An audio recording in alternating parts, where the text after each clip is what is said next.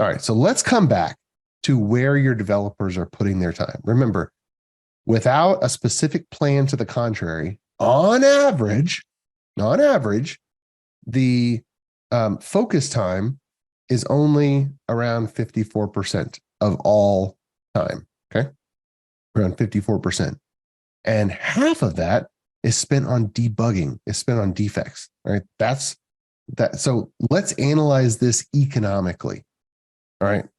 So to review, just over half the time, on average, developer spend is focused work time, and half that's debugging, working on problems rather than new features.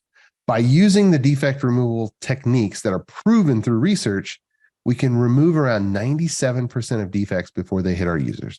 But let's be conservative and say we find and remove 90% before users are impacted.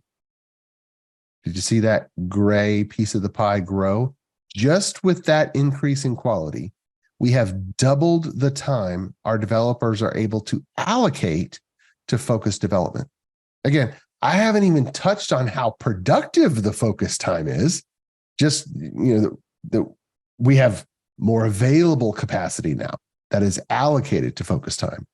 But we don't have to stop here. With a fully visible workflow and requirements inspections and design inspections baked into the workflow as work moves across the Kanban board, we prevent defects even before coding, and we offer clarity to the people writing the code.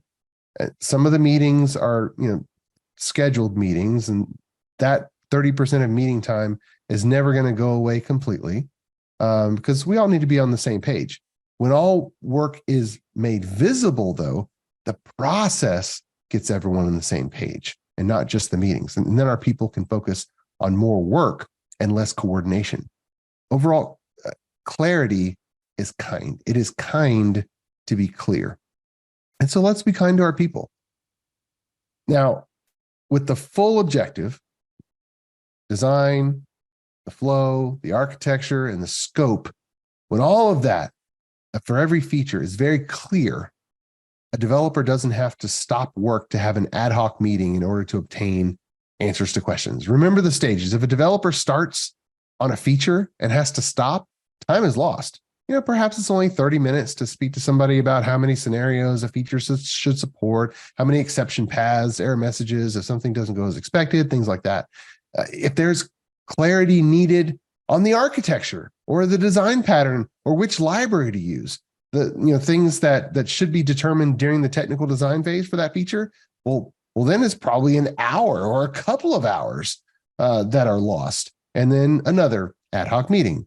Or if there's a question about how something should look or how something that should behave, the UX in a particular scenario, that's another ad hoc meeting again, probably with somebody in the product team around user experience. That's probably half a day that's lost.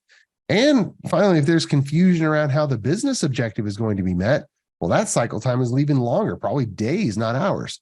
So making all the work visible and preventing features from having to go backwards severely limits ad hoc meetings.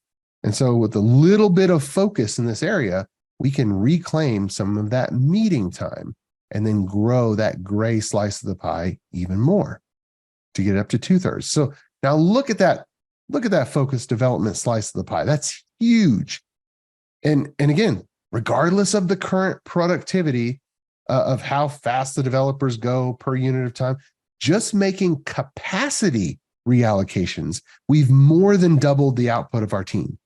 And we still have the question of how to make the developers more effective through other practices that they probably should be using during their focused development time. But that's for another webinar. There's more gains to be had. Obviously, that's out of scope for here. So, but the overall, there is a chasm.